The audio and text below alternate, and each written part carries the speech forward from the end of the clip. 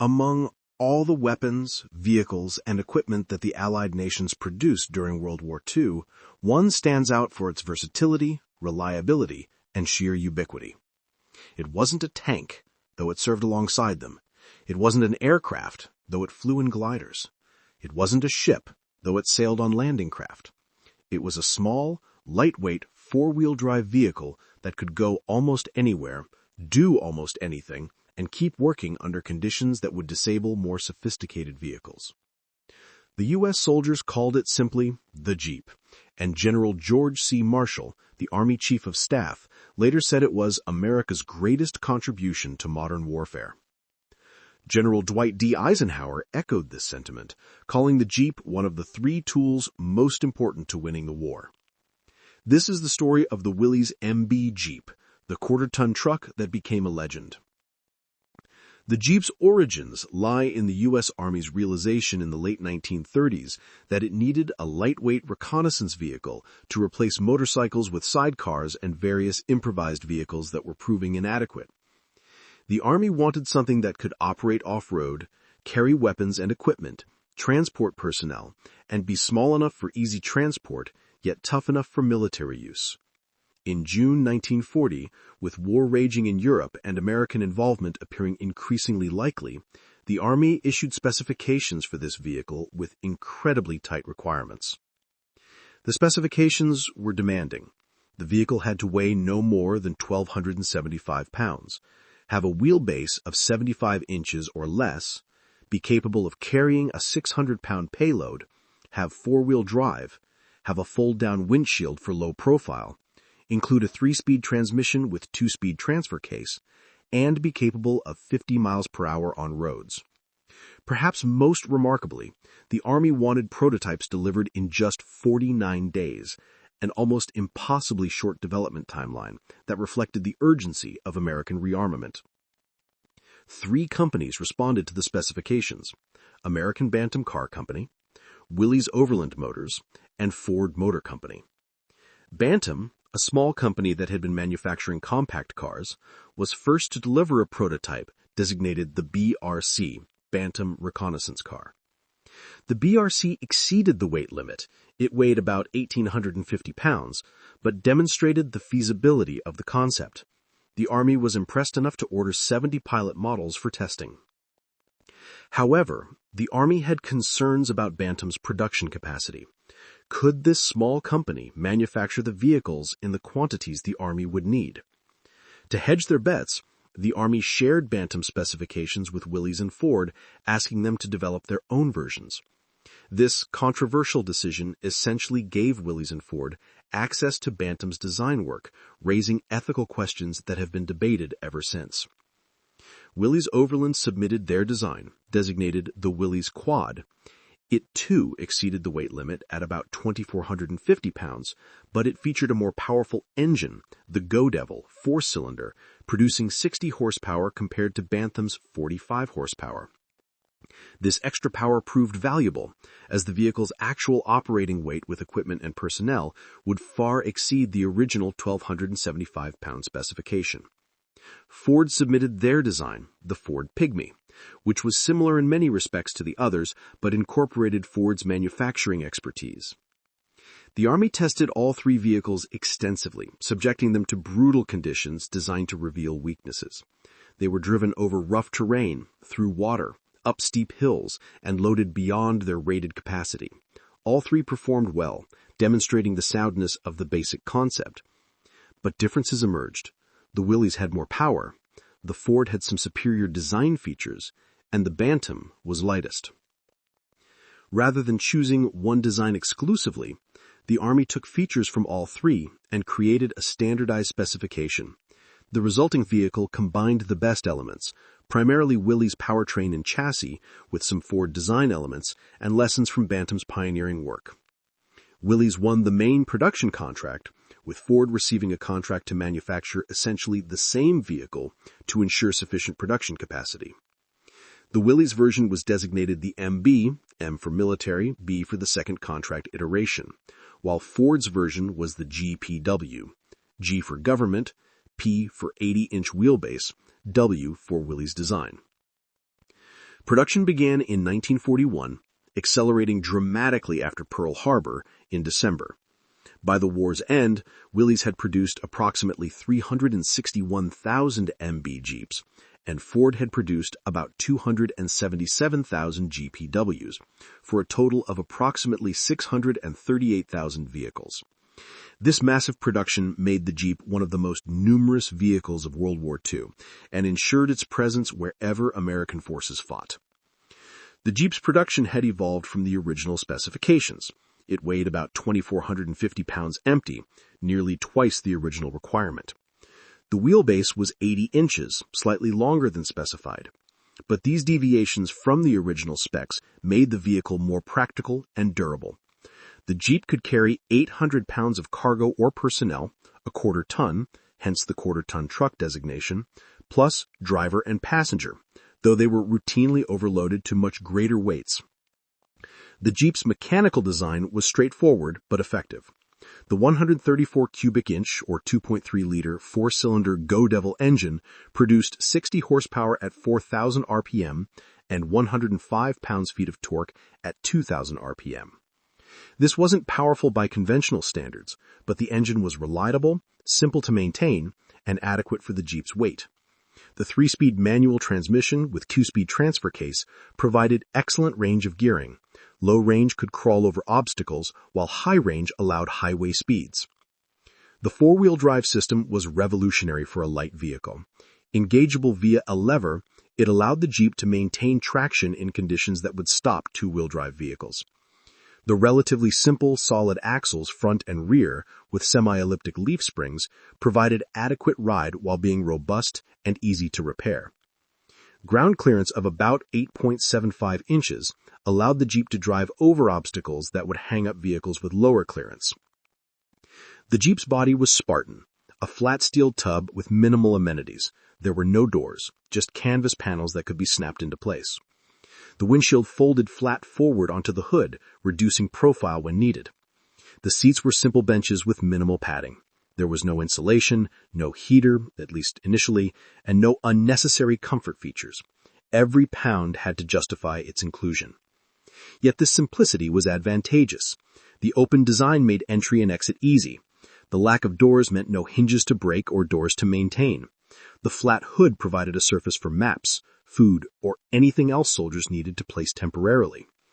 The folding windshield allowed mounting machine guns that could fire forward. The minimal body meant less to damage and less to repair. The Jeep's versatility became legendary. It was used as a reconnaissance vehicle, command vehicle, ambulance, mobile gun platform, communications vehicle, utility truck, personnel transport, wire layer, and more. It towed trailers, artillery pieces, and aircraft. It carried wounded soldiers, ammunition, food, water, and supplies. It mounted machine guns, recoilless rifles, and even small artillery pieces. Jeeps were modified for specific purposes. Some had stretcher racks for ambulance duty, some had radio mounts for communications use, some had weapons mounts for combat roles. The Jeep entered combat service with American forces in North Africa in 1942. British forces, receiving Jeeps under Lend-Lease, were using them even earlier. The North African desert proved an excellent testing ground. The terrain was brutal, with soft sand, rocky ground, and extreme heat. The Jeep excelled, proving more reliable and capable than many heavier vehicles.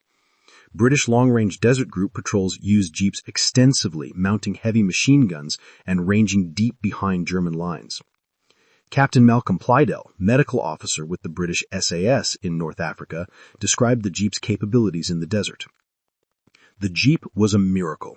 We'd load them with fuel, water, ammunition, weapons, far more than they were designed to carry, and they'd take us hundreds of miles into the desert. They could go places that heavier vehicles couldn't. The Germans had their Kubel wagons and motorcycles, but they couldn't match our Jeeps for range and reliability. We'd navigate by the stars, driving at night to avoid detection, and the Jeeps never let us down. When we hit German airfields, we'd mount Vickers K machine guns on the Jeeps and drive through shooting up parked aircraft. The Jeep's mobility and firepower combination was devastating. The Sicily and Italy campaigns saw jeeps operating in mountainous terrain, completely different from North African deserts. The narrow, winding mountain roads, steep grades, and mud tested the vehicles differently. Again, the Jeep proved adaptable. Its lightweight meant it could navigate roads barely wide enough for a vehicle. Its four-wheel drive allowed it to climb grades that stopped heavier trucks. Its simplicity meant field repairs could keep it running even when spare parts were scarce. D-Day and the Normandy campaign brought jeeps to Northwest Europe in massive numbers. Thousands of jeeps landed on D-Day and in subsequent operations, providing mobility to Allied forces. In the Norman Bocage, the hedgerow country where fields were separated by high, earthen banks topped with thick vegetation, jeeps proved invaluable. They could navigate narrow lanes, maneuver in confined spaces, and respond quickly to changing tactical situations. Sergeant William Preston of the 82nd Airborne described the Jeep's role in Normandy. "Our Jeep was everything to us. It carried ammunition forward, evacuated wounded to the rear, transported officers to meetings, pulled trailers with supplies, and mounted a 30 cal machine gun for firepower. We overloaded it constantly. We'd pile supplies until we thought it would break, but it kept going. The Jeep could go places tanks couldn't, faster than we could walk, and it never quit on us. When we were surrounded at one point, our Jeep was the only vehicle that could navigate the narrow farm tracks to bring ammunition and evacuate wounded. That Jeep saved lives." The Battle of the Bulge in December 1944 tested the Jeep under winter conditions. The Ardennes forest in winter, snow, ice, freezing temperatures, and difficult terrain presented new challenges. The Jeep's minimal weather protection left occupants exposed to the elements, and the lack of heaters meant drivers and passengers suffered from cold. Yet the vehicles continued operating. Their four-wheel drive provided traction on ice and snow. Their reliability meant they started even in sub-zero temperatures. Their versatility meant they could perform multiple roles as the tactical situation evolved. Lieutenant Colonel Creighton Abrams, commanding a tank battalion during the Battle of the Bulge, relied on jeeps for reconnaissance and liaison. His jeeps scouted ahead of his tank columns, identified enemy positions, and maintained communications with higher headquarters. When his battalion broke through to relieve the 101st Airborne at Bastogne, jeeps were among the first vehicles to enter the besieged town, bringing supplies and evacuating wounded. The Pacific Theater presented the most challenging conditions the Jeep faced. Tropical heat, humidity, torrential rain, jungle vegetation, and island terrain tested vehicles in ways that European and North African operations didn't. The Jeep proved remarkably adaptable. Its relatively light weight meant it didn't sink into soft ground as readily as heavier vehicles. Its open design meant it didn't trap heat like enclosed vehicles. Its simplicity meant it could be maintained even in primitive conditions with limited tools. Island hopping campaigns saw jeeps landing with assault forces, providing immediate mobility on captured islands. They navigated coral reefs, volcanic rock, and dense jungle. They operated in conditions of 100% humidity, where metal rusted overnight and mechanical systems struggled. Yet the jeeps kept running. Mechanics learned to adapt. They used coconut oil as lubricant when regular oil was unavailable, fabricated parts from salvaged materials, and kept their jeeps operational through ingenuity and determination.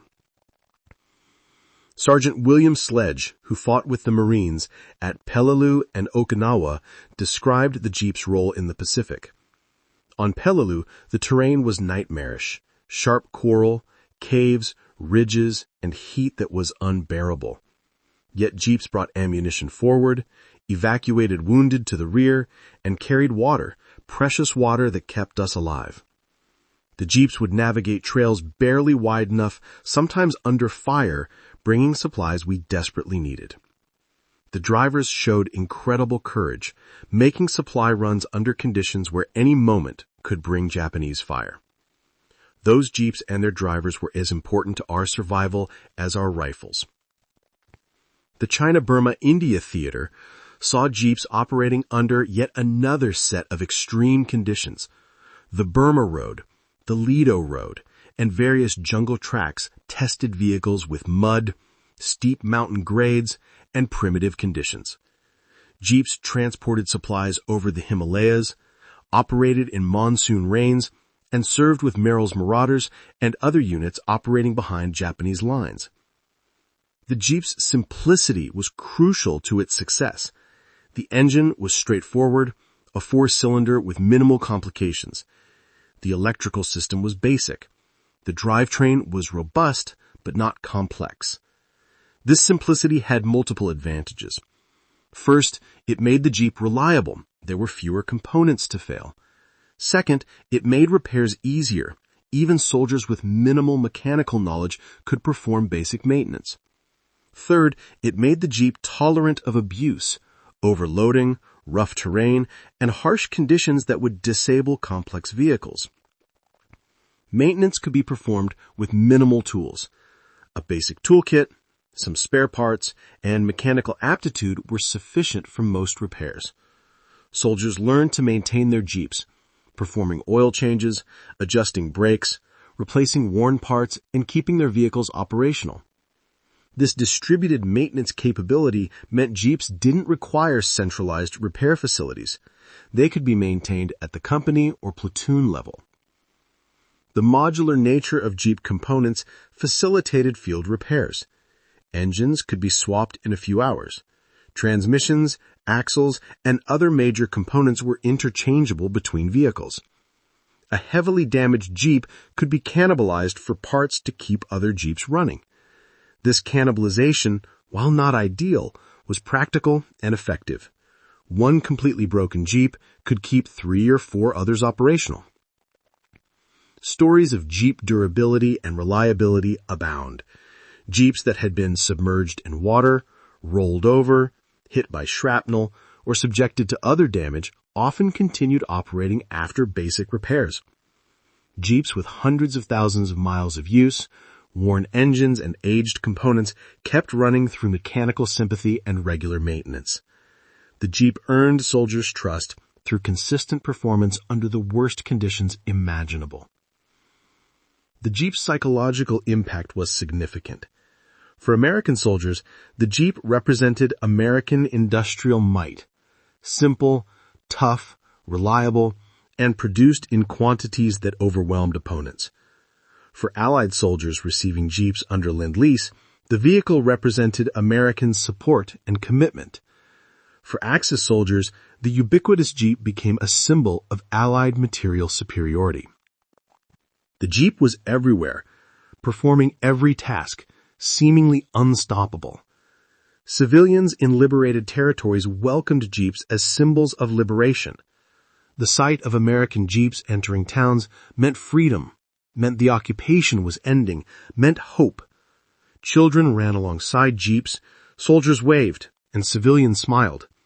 The Jeep became associated with Allied victory and liberation in ways that weapons and larger vehicles didn't. The versatility of Jeep modifications was remarkable. The basic platform was adapted for countless specialized purposes. Ambulance Jeeps had stretcher racks and medical supplies. Communications Jeeps had radio mounts and antenna bases. Weapons Jeeps mounted 30 cal or 50 cal machine guns, 37mm anti-tank guns, or even 75mm recon soil rifles. Some Jeeps were modified with armor plating, although this was rare as the added weight affected performance. One of the most famous Jeep modifications was mounting twin or quad .50 caliber machine guns for anti-aircraft use. These quad 50 Jeeps provided mobile anti-aircraft defense and devastating ground power. They were used effectively in both roles, shooting down aircraft and suppressing ground targets. The combination of mobility and firepower made these modified Jeeps very effective, although the weight of ammunition and guns stressed the chassis. The Jeep served with every branch of the U.S. military and with Allied forces worldwide. The Army used them in every theater and role. The Marines used them extensively in the Pacific. The Navy used them on shore installations and for base transportation.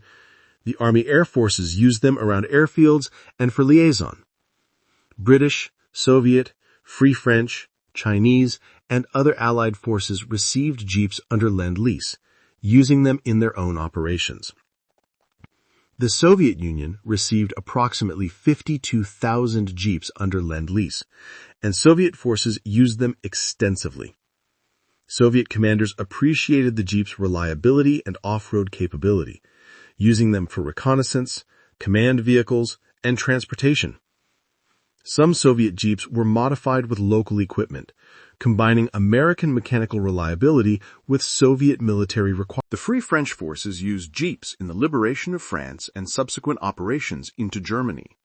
General Philippe Leclerc's 2nd Armored Division, which participated in liberating Paris, relied heavily on Jeeps for reconnaissance and liaison. The sight of Jeeps carrying Free French soldiers into Paris became iconic images of liberation, cementing the Jeep's association with freedom in French memory. Chinese forces in the China-Burma-India theater received Jeeps that proved crucial to mobility in difficult terrain. The Jeep's ability to navigate mountain tracks and operate with minimal maintenance made it ideal for operations in China, where infrastructure was minimal and spare parts scarce. Chinese nationalist forces used Jeeps extensively, and some remained in service long after the war ended. The role of the Jeep beyond combat was equally important. It transported mail, bringing letters from home that maintained morale. It carried entertainment troops to forward areas, bringing movies and USO shows to soldiers. It carried war correspondents whose reporting kept the American public informed about the war. It carried chaplains to hold services, medical officers to treat patients, and officers to inspect units. These non-combat roles, while less dramatic than combat use, were essential to maintaining an effective military force. The entertainment value of the Jeep was significant in maintaining morale. Soldiers painted names on their Jeeps, decorated them with personal touches, and treated them almost as pets. Jeep names ranged from the sentimental to the humorous to the profane, reflecting the personalities of their crews. This personalization created emotional connections between soldiers and their vehicles, building morale and unit cohesion.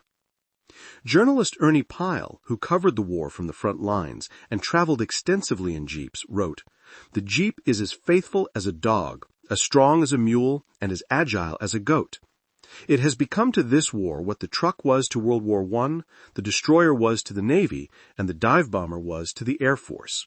The Jeep is the outstanding piece of mechanical equipment of this war." The post-war impact of the Jeep was profound. Surplus Jeeps flooded the civilian market, introducing Americans to four-wheel drive vehicles. Farmers, ranchers, and rural Americans found the Jeep perfect for their needs. The Jeep spawned an entire category of civilian vehicles, the sport utility vehicle, SUV, that dominates the automotive market today. Willys Overland continued producing civilian Jeeps after the war, creating the CJ series that remained in production for decades. The military continued using Jeeps long after World War II. The Korean War saw extensive Jeep use, with World War II surplus vehicles and new production providing transportation for UN forces. The Vietnam War saw continued Jeep service, though newer vehicles like the M151 Mutt were beginning to replace it. Even into the 1980s, some Jeeps remained in service with National Guard and Reserve units, testament to their durability and longevity. The cultural impact of the Jeep has been enormous. The vehicle became an American icon, appearing in countless films, television shows, and advertisements. The Jeep represented adventure, freedom, and American ingenuity. Civilian Jeep ownership became aspirational, with the vehicle symbolizing an outdoor lifestyle. The Jeep brand, which changed hands multiple times over the decades, retained value specifically because of the World War II association. Collectors prize World War II Jeeps, with original MB and GPW examples commanding substantial prices. Restoration of military Jeeps has become a hobby, with enthusiasts seeking correct parts, authentic markings, and period accessories. Military vehicle shows feature Jeeps prominently, and veterans organizations often include Jeeps in parades and commemorative events. The sight of a World War II Jeep remains evocative, triggering memories and emotions for those who remember the war. The engineering achievement the Jeep represented should not be understated. Creating a vehicle that could meet the Army's demanding specifications, could be mass-produced in enormous quantities, could operate reliably under extreme conditions, and could be maintained with minimal resources was a remarkable accomplishment. The Jeep succeeded where more sophisticated designs might have failed, precisely because its designers prioritized function over form, simplicity over sophistication, and reliability over performance. The human stories associated with Jeeps are countless. Every unit that served had Jeep drivers who performed unglamorous but essential work. They drove supply runs under fire, evacuated wounded under bombardment, maintained communications through difficult terrain, and kept their units mobile and supplied. Many Jeep drivers were killed or wounded performing these duties, their sacrifice often overlooked because they weren't infantry or tankers. Yet without them, combat operations would have ground to a halt. Staff Sergeant Curtis Cullen, who invented the Rhino, hedgerow cutting device mounted on tanks in Normandy, transported his invention to commanders in a Jeep. The Jeep's mobility allowed him to demonstrate his invention quickly, leading to its rapid adoption and saving countless lives by allowing tanks to break through hedgerows. This is just one example of how the Jeep facilitated innovation and adaptation during the war. The medical evacuation role deserves special mention. Jeeps configured as ambulances with stretcher racks mounted across the hood and rear compartment evacuated thousands of wounded soldiers. The Jeep's ability to navigate rough terrain meant it could reach wounded soldiers quickly and transport them to aid stations promptly. This rapid evacuation saved lives. The faster wounded soldiers reached medical care, the better their chances of survival. Jeep ambulances were an essential link in the medical chain that gave American soldiers the best survival rate of any army in history. The Jeep also served as a platform for innovation. Soldiers modified Jeeps for local conditions and specific needs, creating unofficial variants that improved effectiveness. Some mounted armor plates for protection. Others added sandbags or extra fuel cans. Some fabricated brackets for mounting additional weapons or equipment. This field modification culture demonstrated American soldiers' adaptability and initiative. The diplomatic impact of the Jeep was significant. When President Roosevelt gave Stalin Jeeps under Lend-Lease, they demonstrated American industrial capacity and commitment to the Allied cause. When General Eisenhower traveled to meetings with Churchill in a Jeep, the unpretentious vehicle demonstrated American practicality. The Jeep became a tool of soft power, showing Allied nations and liberated peoples that America's strength lay not just in weapons, but in practical, reliable equipment produced in quantities that overwhelmed opponents. From the design studios of Bantam, Willys, and Ford in 1940, to battlefields across 6 continents, from North African deserts to Pacific jungles to European forests to Asian mountains, the Willys MB Jeep proved itself one of World War II's most important vehicles. It transported soldiers and supplies, evacuated wounded, provided mobility to commanders, mounted weapons for firepower, and served in roles its designers never imagined. It was simple, tough, reliable, and produced in quantities that reflected American industrial might. General George C. Marshall's assessment that the Jeep was America's greatest contribution to modern warfare may seem hyperbolic, but it reflects a truth. The Jeep gave Allied forces mobility that Axis forces couldn't match. That mobility translated to tactical flexibility, logistical capability, and operational tempo that helped win the war. The Jeep didn't win battles directly. Soldiers did that. But the Jeep gave those soldiers the mobility and support they needed to fight effectively. The legacy of the World War II Jeep extends far beyond its military service. It created an entire category of vehicles, influenced automotive design for decades, and became a cultural icon recognized worldwide.